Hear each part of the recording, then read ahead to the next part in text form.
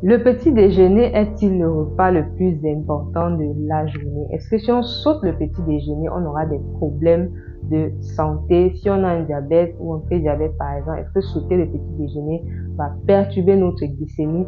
Dans cette vidéo, je vous donne la réponse à cette question, donc restez bien jusqu'à la fin, surtout que j'ai un bon cadeau pour vous. Bienvenue sur la chaîne, on parle de nutrition tropicale et africaine, santé et bien-être, tout ce qui peut vous aider à demeurer en bonne santé. Alors, je réponds rapidement à cette question parce qu'on me l'a souvent posée. Certains s'en veulent et culpabilisent de ne pas prendre le petit déjeuner parce que vous allez perturber votre métabolisme. Certains disent que voilà, vous allez vous sentir faible parce que le cerveau a besoin de sucre, etc. Bref, il y a plein de choses qui sont dites dessus. Alors, est-ce que le petit déjeuner est vraiment le repas le plus important de la journée? La première chose que je vais dire, c'est d'où est venue cette citation en fait. Est-ce que c'est une étude scientifique ou c'est juste, voilà, une citation? Et la vérité, c'est que ce n'est pas venu d'une étude scientifique. Vous pouvez aller taper sur Google. Le petit déjeuner est le repas le plus important de la journée. Cette phrase n'est pas le résultat d'une étude scientifique ou d'une recherche. D'accord? C'est juste une affirmation qui malheureusement est devenue un dogme. Donc, le petit déjeuner est le repas le plus important de la journée n'a pas été démontré sur le plan scientifique. D'accord? Donc, non, ce n'est pas la science, ce n'est pas une étude, on n'a pas fait des études et faire une revue systématique, une méta-analyse pour dire oui, vraiment, quand on ne mange pas le petit déjeuner, on ne peut pas vraiment s'en sortir. Non et non, d'accord? Donc ça, c'est la première chose que je vais dire pour répondre à cette question. Non, le petit déjeuner n'est pas le repas le plus important de la journée. Il n'est pas obligatoire, d'accord? La deuxième chose que je vais dire, c'est on soutient souvent le fait que le petit déjeuner est obligatoire parce que notre cerveau a besoin de sucre, d'accord? Non, notre cerveau n'a pas besoin de sucre. Le cerveau a besoin de micronutriments, a besoin de glucose, mais n'a pas besoin de sucre. Il y a une nuance entre besoin de sucre et de glucose, d'accord? Le glucose, c'est l'élément qu'il va utiliser et le glucose, il peut l'avoir à partir de n'importe quel moment. Par exemple, au moment où j'enregistre la vidéo, je n'ai pas pris de petit déjeuner. Il est pratiquement 12 heures, voilà, là où je suis. Et je suis en forme, d'accord? Pourquoi? Parce que mon cerveau est allé prendre dans les réserves de glycogène et les réserves de gras bientôt. Voilà, ça dépend du nombre de temps où vous êtes en jeûne. Après un moment, ça prend les réserves de gras pour avoir son glucose, d'accord? Donc non, le cerveau a besoin de glucose et pas de sucre et il y a nuance. Et c'est pour ça que vous allez voir que la plupart des petits déjeuners sont sucrés. La plupart des petits déjeuners, c'est du pain, c'est des tartines, c'est de la confiture, etc., du chocolat, parce que dans la croyance populaire, on se dit oui, comme le cerveau a besoin de sucre, alors il faut que je lui donne le sucre. Si je ne prends pas le petit déjeuner, je serai faible. Non. Et je veux même ajouter qu'en ce moment, si j'ai fait l'exercice physique, j'ai fait ce qu'on appelle du fitness walking. D'accord? 2 km et je me sens en forme. D'accord? Donc non. C'est juste, j'ai envie de dire, un dogme. C'est beaucoup plus du marketing que de la nutrition, de la science.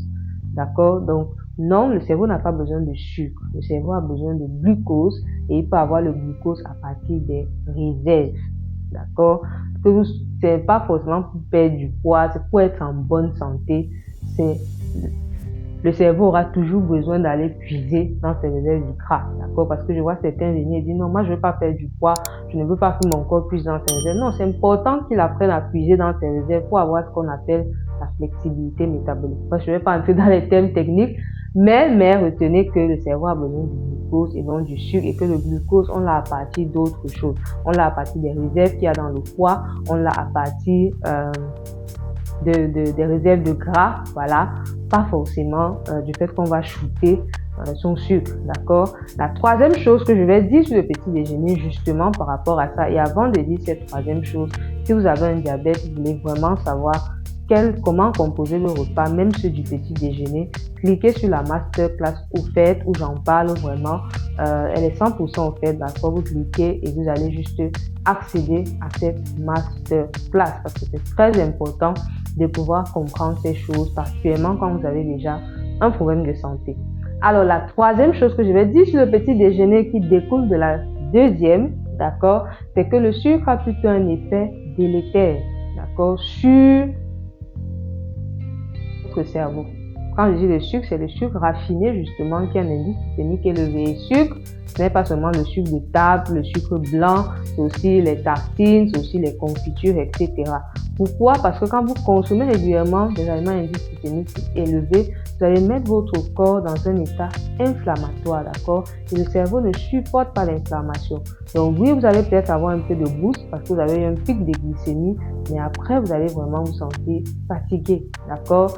Donc non, le cerveau a besoin de glucose.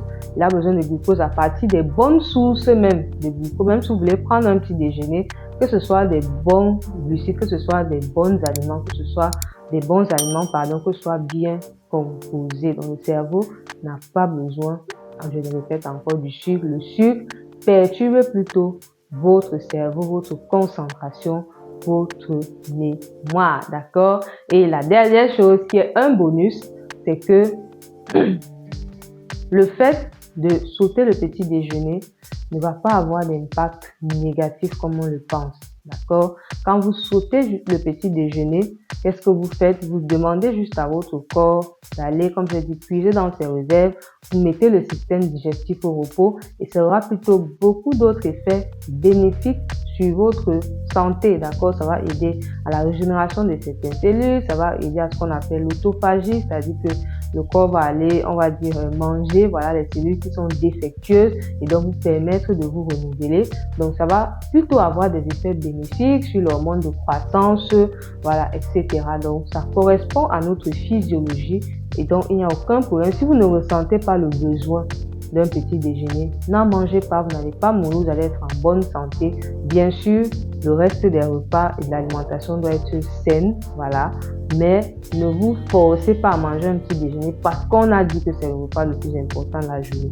Si vous voulez en manger, mangez des petits déjeuners qui sont plutôt intéressants, qui sont bien composés, qui ne vont pas vous créer des pics de glycémie. Si vous voulez qu'on en parle, dites-le moi en commentaire. Dites-moi déjà ce que vous pensez. Est-ce que vous pensez aussi que le petit déjeuner est le repas le plus important de la journée? Si vous voulez qu'on parle davantage des petits déjeuners, dites-moi cela en commentaire. Et on se retrouve très bientôt pour une prochaine pépite.